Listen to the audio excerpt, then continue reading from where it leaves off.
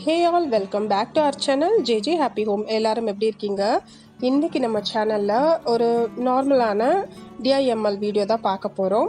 நான் வந்து என்னோடய கிச்சனை கொஞ்சம் க்ளீன் பண்ணலாம், ஆர்கனைஸ் பண்ணலாம் அப்படின்னு சொல்லிட்டு போயிருந்தேன்.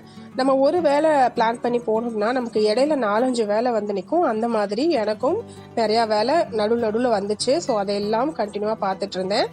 அண்ட் கிச்சன் கிளீனிங் வந்து கம்ப்ளீட் ஆகலை. ஸோ இதை ஃபர்ஸ்ட் பார்ட்டாக வச்சுக்கலாம். செகண்ட் பார்ட்டில் நான் எப்படி ரீஅரேஞ்ச் பண்ணேன் அப்படின்றத உங்கள் கூட நான் வந்து ஷேர் பண்ணிக்கிறேன்.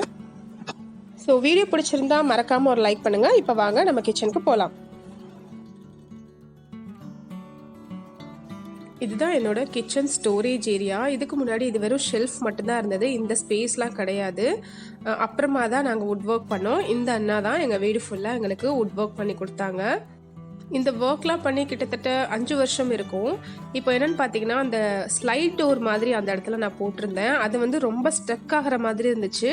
அது மட்டும் இல்லாமல் நான் வந்து பெரிய பெரிய கிளாஸ் பாட்டில் ஸ்டோரேஜ் வச்சுருக்கிறதுனால பின்னாடி இருக்கிறத வந்து அக்சஸ் பண்ணுறதுக்கு எனக்கு ரொம்பவே கஷ்டமாக இருந்தது. அது மட்டும் இல்லை, அந்த ஸ்டோரேஜ் பாட்டிலாம் வந்து ஹெவி வெயிட்டு. நான் ஹோம் சென்டரில் செட்டாக வாங்கினது. ஹெவி வெயிட்டாக இருக்கிறதுனால எனக்கு பின்னாடி இருந்து பாட்டில் எடுக்கும்போது முன்னாடி உள்ள பாட்டில் விழுகிற மாதிரி ரொம்ப டிஸ்டர்பன்ஸாக இருந்ததுனால, சரி இந்த கிளாஸ் டோரை வந்து கழட்டிடலாம், சும்மா பிளைனாக வச்சு யூஸ் பண்ணலாம், அப்போ அது கொஞ்சம் ஈஸியாக இருக்கும் அப்படின்னு சொல்லிட்டு நான் அந்த டோரை மட்டும் எடுத்துகிட்ட சொல்லிட்டேன். ஸ்பேஸ் அந்த இடத்துல கொஞ்சம் தான் இருக்கும். அப்படிங்கும்போது நின்று ஒர்க் பண்ண எனக்கு கஷ்டமாக இருக்கும். ஸோ அப்புறம் பார்த்தீங்கன்னா, இது ஒரு ஷூ ரேக். இதுவுமே முன்னாடி அந்த வுட்டில் பேலன்ஸ் இருந்ததை வச்சு தான் செஞ்சு கொடுத்தாங்க. பட் அதில் செப்பல்ஸ் நான் அரேஞ்ச் பண்ணி வச்சேன்னா அது திரும்ப வந்து நான் பார்க்கும்போது அந்த இடத்துல இருக்கவே இருக்காது. எங்கள் குட்டி பாப்பா வந்து தூக்கி தூக்கி எல்லாத்தையும் ஸ்டெப்ஸ் பக்கம் போட்டுருவா. சரி அதுக்கு ஒரு டோர் போட்டு கொடுத்துருங்கண்ணா அப்படின்னு சொல்லி கேட்டிருந்தேன். என்ன கேட்டாலும் அண்ணா வந்து டக் டக்குன்னு செஞ்சு கொடுத்துருவாங்க. ரொம்பவே ஹெல்ப்ஃபுல்.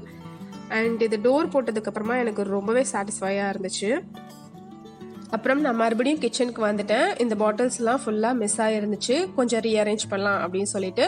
மோரோவர் இப்போ வந்து ரமலான் வேற வரப்போகுது. ஸோ இப்போவே கொஞ்சம் கொஞ்சமாக நம்ம க்ளீன் பண்ணிட்டோம்னா அப்போதைக்கு நமக்கு பல்காக வேலை இருக்கிற மாதிரி இருக்காது. நார்மலாகவே வீக்லி ஒன்ஸ் இதெல்லாம் நான் வந்து க்ளீன் பண்ணிட்டு தான் இருப்பேன். ஸோ அதே மாதிரி இப்போயும் பண்ணிடலாம். அண்ட் இந்த மாதிரி என்னைக்காவது ஒரு ஹெவியான ஒர்க் பண்ணலாம் அப்படின்னு சொல்லி இறங்கும்போது தான் இன்னும் கொஞ்சம் எக்ஸ்ட்ரா நமக்கு ஒர்க் லோட் சேர்ந்துட்டு இருக்கும். அந்த மாதிரி அன்னைக்கு க்ராசரிஸ் வந்துருச்சு. அண்ட் எம்டியான பாட்டில்ஸ் எல்லாம் வந்து க்ளீன் பண்ணிவிட்டு மறுபடியும் நான் ரீஃபில் பண்ணிட்டு இருந்தேன். அண்ட் எங்கள் வீட்டில் க்ராசரிஸ் வந்துருச்சுன்னா போதும், என் கிட்ஸுக்கு அதுக்குள்ளே என்ன புதையிலிருந்து எடுக்க போகிறாங்கன்னே தெரியல. அதை ஓப்பன் பண்ணிட்டு தான் மறு வேலை, வேறு எந்த வேலையும் என்னை பார்க்க விட மாட்டாங்க. அதே மாதிரி அன்னைக்கும் ஒரே அலம்பல், நான் ஓப்பன் பண்ணுறேன்னு சொல்லி ஒரே சண்டை. சரி வாங்க எல்லாரும் சேர்ந்து ஓப்பன் பண்ணலாம் அப்படின்னு சொல்லிட்டு க்ராசரிஸ் எல்லாம் எடுத்து வச்சுட்டு இருந்தேன்.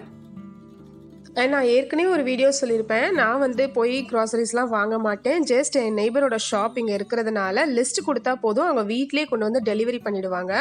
ஸோ நமக்கு என்ன தேவையோ அதை நம்ம லிஸ்ட் போட்டு கொடுத்தா போதும். இதுவே நம்ம ஷாப்பிங் காம்ப்ளெக்ஸ் அந்த மாதிரி எல்லாம் போயிட்டு சூப்பர் மார்க்கெட்டில் பர்ச்சேஸ் பண்ணும்போது பார்க்குறதெல்லாம் சரி இதை எடுத்துக்கலாம் சொல்லி எக்ஸஸாக நம்ம செலவு பண்ணுவோம். அதை நான் வந்து மணி சேவிங் டிப்ஸில் வந்து நான் ஆல்ரெடி இது ஒரு பாயிண்ட்டாக நான் சொல்லியிருந்திருப்பேன். அண்ட் இந்த ஹனி பாட்டில் வந்து எதுக்கும் ஃப்ரீயாக வந்துருந்துச்சு. அது என்னவா இருக்கும் அப்படின்னு சொல்லிட்டு இப்படியே ஊற்று நான் பார்த்துட்டு இருந்தேன்.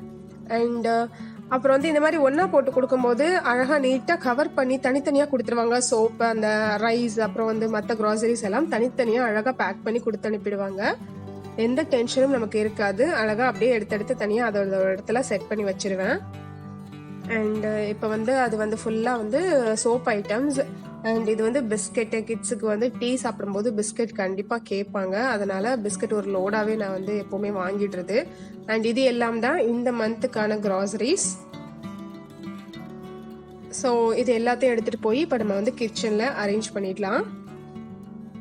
இப்போ வந்து ஷெல்ஃபை ஃபுல்லாக க்ளீன் பண்ணிவிட்டு மறுபடியும் எடுத்து பாட்டில்ஸ்லாம் அடுக்கி வைக்கலாம் அப்படின்னு சொல்லிட்டு நான் வந்துட்டேன். இந்த ஸ்டிப் ரேக் வந்து நான் ஒரு வீடியோவில் காமிச்சிருப்பேன். இந்த மாதிரி கிச்சன் அப்டேட்டுக்காக சில ப்ராடக்ட்ஸ் எல்லாம் வந்து நான் வந்து வாங்கி வச்சுருந்தேன். கிட்டத்தட்ட ஒரு 20 நாள் இருக்கும். என்னால் க்ளீன் பண்ணவே முடியல. குட்டி பாப்பா இருக்கிறதுனால கிச்சனுக்குள்ளே போயிட்டு இதெல்லாம் எடுத்து வச்சு க்ளீன் பண்ணனாலே ரொம்ப கஷ்டம். அவள் தூங்கவும் மாட்டா.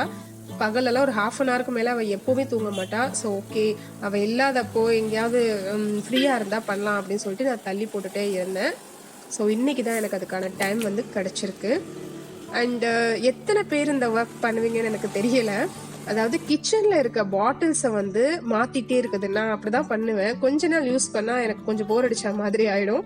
புதுசாக வாங்கி அடுக்கி வச்சு அழகு பார்க்குறதே எனக்கு வேலை. எங்கள் அம்மா கூட என்னை திட்டுவாங்க, எப்போ பாரு டப்பா வாங்குறதா உனக்கு வேலையா அப்படின்னு சொல்லி கூட கேட்பாங்க. அந்த மாதிரி தான் நானும் பண்ணுவேன்.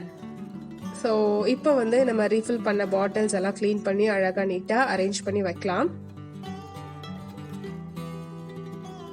ஒரு ஷெல்ஃபுக்கு ஆன்லைனில் வாங்கின ஸ்டெப் ரேக் இருக்குது, இன்னொரு ஷெல்ஃபுக்கு என்கிட்ட இல்லை. ஸோ வந்து என் கார்பெண்டர் அண்ணா கிட்ட சொல்லி கஸ்டமைஸ் பண்ணி நான் வாங்கியிருந்தேன். அண்ணாவும் எனக்கு அழகாக செஞ்சு கொடுத்துட்டாங்க. அண்ட் அதில் வந்து ஒரு இடத்துல மைக்கா ஒட்டி இருந்துச்சு, இன்னொரு இதில் மைக்கா இல்லாததுனால ஒரு வால் ஸ்டிக்கர் நான் வந்து பர்ச்சேஸ் பண்ணியிருந்தேன். சரி இதை பேஸ்ட் பண்ணிக்கலாம் அப்படின்னு சொல்லிட்டு எடுத்து அதை அம்பிக்கிட்ட கொடுத்து பேஸ்ட் பண்ணி தர சொல்லி கேட்டேன். என் தம்பியும் அழகாக செஞ்சு கொடுத்துட்டான். இதில் நான் ஒரு விஷயம் என்ன கற்றுக்கிட்டேன்னு கேட்டால், என்னதான் நம்ம காசு கொடுத்து ஆன்லைனில் காஸ்ட்லியாக வாங்கினா கூட அதை வாங்கி யூஸ் பண்ணதுக்கு அப்புறம் தான் அதில் இருக்க ட்ராபேக்ஸ் வந்து கொஞ்சம் கொஞ்சமாக நமக்கு தெரிய வரும். அந்த மாதிரி ஸ்டெப் ரேக்கில் பார்த்தீங்கன்னா என்கிட்ட இருக்கிற 2 பாட்டில்ஸில் ஒரு பாட்டில்ஸை வச்சா வெளியில் தள்ளிட்டு இருந்துச்சு. அதோட பிரெத் வந்து எனக்கு பத்தலை. ஸோ அழகாக நான் வந்து அண்ணா கிட்ட சொல்லி கஸ்டமைஸ் பண்ணி வாங்கிட்டேன். நீங்களும் இந்த மாதிரி ட்ரை பண்ணி பாருங்கள். நம்ம லோக்கல் ஷாப்பில் மரக்கடையிலலாம் போய் கேட்டிங்கன்னா அழகாக உங்களுக்கு இந்த மாதிரி எக்ஸஸாக இருக்கிற பிளேவுட்டில் நம்மளோட மெஷர்மெண்ட்டுக்கு தகுந்த மாதிரி ரேக்கில் வந்து செஞ்சு கொடுத்துருவாங்க. கண்டிப்பாக இந்த மாதிரி செய்யணும்னு நினச்சிங்கன்னா செஞ்சு பாருங்கள், கண்டிப்பாக ஒர்த்தாக இருக்கும். இந்த வேலையெல்லாம் பார்த்துட்டு இருக்கும் போதே மணி 12 ஆயிடுச்சு. ஓகே லஞ்ச் பண்ணிவிட்டு அப்புறமா கண்டினியூ பண்ணிக்கலாம்னு சொல்லிட்டு நான் வந்துட்டேன். இப்போ சிக்கன் வந்து கிரேவி செய்யலான்னு எடுத்து வச்சுருக்கேன். சிக்கனில் வந்து ஒரு பேட் ஆர்டர் வரும். நம்ம சமைக்கும் போது என்ன தான் வாஷ் பண்ணாலும் அதை ரிமூவ் பண்ணுறதுக்கு இந்த மாதிரி அரிசி கழுவுன தண்ணியில் ஒரு 10 மினிட்ஸ் ஊற வச்சு நம்ம குக் பண்ணோம்னா அதில் உள்ள அந்த கவுச்சி ஸ்மெல்லாம் இல்லாமல் போயிடும். அண்ட் இந்த அரிசி கழுவுன தண்ணியை வேஸ்ட் பண்ணாமல் ரெகுலராக எடுத்து நான் வந்து என்னோடய பிளான்டர்ஸ்க்கு பால்கனியில் வந்து என்னோடய பிளான்டர்ஸ் கொஞ்சம் இருக்குது, பிளான்ஸுக்கு வந்து ஊற்றிடுவேன். பால்கனியில் கொஞ்சம் பிளான்ஸ் வச்சுருக்கேன், டொமேட்டோ அண்ட் மின்ட் அந்த மாதிரியெல்லாம். ஜஸ்ட் வீட்லேயே நான் வந்து வச்சு யூஸ் பண்ணது தான் அதெல்லாம். மினரல் வாட்டர் கேன் இருக்குது பார்த்தீங்களா, அதை கட் பண்ணி நான் அப்படியே பிளான்டர்ஸ்லாம் கொஞ்சம் அரேஞ்ச் பண்ணி வச்சுருக்கேன். இதுக்கு முன்னாடி ஆன்லைனில் நான் வந்து வாங்கி நிறையா சீட்ஸ் எல்லாம் வாங்கி போட்டிருந்தேன். எல்லா வெஜ்ஜீஸுமே சூப்பராக வளர்ந்துச்சு. பட் நான் இடையில சென்னை போனதுனால அதெல்லாம் காஞ்சு போயிடுச்சு. ஸோ அதெல்லாம் ரிமூவ் பண்ணுற மாதிரி ஆயிடுச்சு. அண்ட் இது பாருங்கள் ஸ்ப்ரிங் ஆனியன். வீட்டில் ஜஸ்ட் ஒரு முளைச்சிருந்த வெங்காயத்தை எடுத்து தான் நான் நட்டு வச்சேன். சூப்பராக வளர்ந்துருந்தது. அதுக்கப்புறமா இதை ரெகுலராக டிஷ்ஷுக்கெலாம் எடுத்து யூஸ் பண்ணிக்கிறது. அண்ட் மின்ட்டும் அப்படி தான், மார்க்கெட்டில் வாங்கின குச்சியை மட்டும்தான் நட்டு வச்சுருந்தேன். அதுவும் நல்லா தழைஞ்சு வந்துச்சு. அண்டு டொமேட்டோ பார்த்திங்கன்னா ஜஸ்ட் வீட்டில் இருக்க டொமேட்டோ சீட்ஸ் எடுத்து போட்டு தான் வந்தது.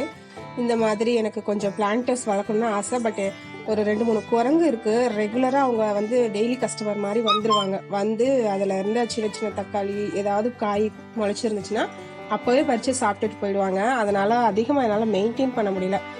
இப்போ நான் வந்து டிஷ்ஷுக்கு வந்துட்டேன். செட்டிநாடு சிக்கன் கிரேவி மாதிரி பண்ணலாம் அப்படின்னு சொல்லிட்டு வந்துட்டேன். அதுக்கு ஃபர்ஸ்ட்டு வந்து கொஞ்சமாக வந்து லெமன் ஜூஸ், சால்ட், மஞ்சள் தூள் மட்டும் போட்டு கொஞ்சம் ஒரு 10 மினிட்ஸ் மேரினேட் பண்ணி வச்சுக்கலாம்.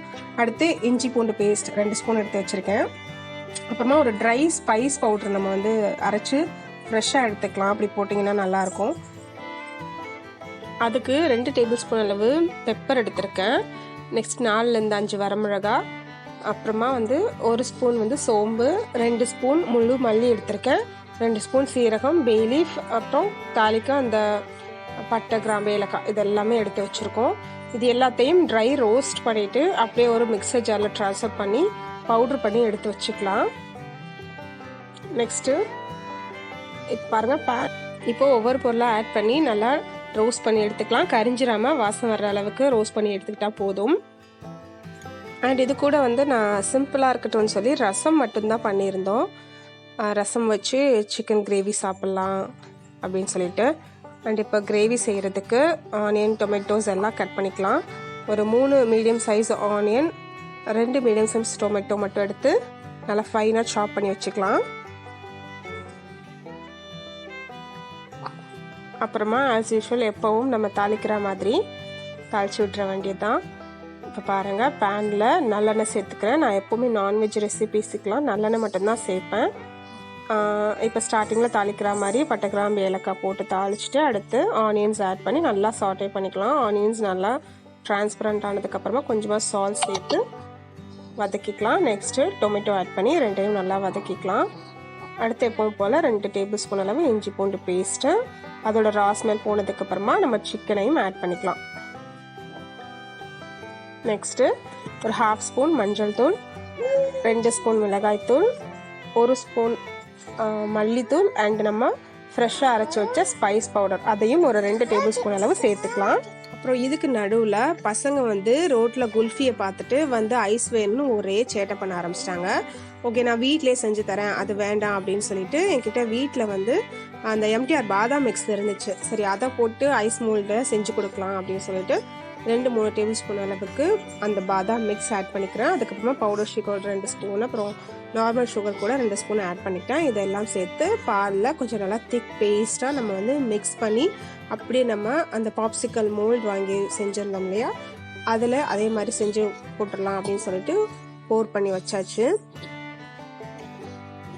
நல்லா திக்காக வந்து நம்ம கரைச்சிக்கணும். கொஞ்சம் ரன்னிங்காக இருந்தால் ஐஸ் வந்து செட் ஆகாது. ஸோ நல்லா திக்காக கரைச்சிட்டு அப்படியே நம்ம வச்சிடலாம். அப்புறம் இதோட ஐஸ் வந்து உங்ககிட்ட காட்ட முடியல, ஏன்னா எப்போ எடுத்தாங்க எப்போ சாப்பிட்டாங்கன்னு எனக்கே தெரியல. பசங்க வந்து பார்க்கும்போது சாப்பிட்டு முடிச்சிட்டாங்க. ஸோ என்னால் காட்ட முடியல.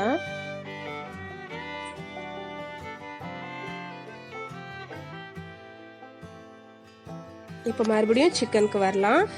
சிக்கன் வந்து நல்லா பொடி போட்டு ஃப்ரை பண்ணிக்கோங்க. தீஞ்சிராமல் இருக்கிறதுக்கு கொஞ்சமாக தண்ணி விட்டு நல்லா வதக்கிக்கிட்டதுக்கு அப்புறமா நமக்கு தேவையான அளவுக்கு வாட்டர் ஆட் பண்ணலாம். குக்கரில் செய்யாதனால கொஞ்சம் எக்ஸஸாக வாட்டர் ஆட் பண்ணிக்கலாம், அப்போ தான் வந்து சிக்கன் குக் ஆகும். அண்டு உங்களுக்கு வேணும்னா நீங்கள் தேங்காய் பேஸ்ட் அரைச்சி ஊற்றலாம். தேங்காயில் கொஞ்சம் முந்திரி கசகசா போட்டு பேஸ்ட் அரைச்சி ஊற்றினாலும் நல்லாயிருக்கும். நான் பெப்பர் கிரேவி மாதிரி சாப்பிட்லாம் அப்படின்னு சொல்லிட்டு அப்படியே வச்சுட்டோம். எம்மியாக இருந்துச்சு. அண்டு லஞ்ச் முடித்தோம். அப்புறம் ஈவினிங் ஆச்சு, பசங்களோட ஸ்கூல்ல இருந்து வந்தாங்க, காஃபி போட்டோம், டீ குடித்தோன்னா அப்படியே அந்த டே வந்து கம்ப்ளீட் ஆகிடுச்சு.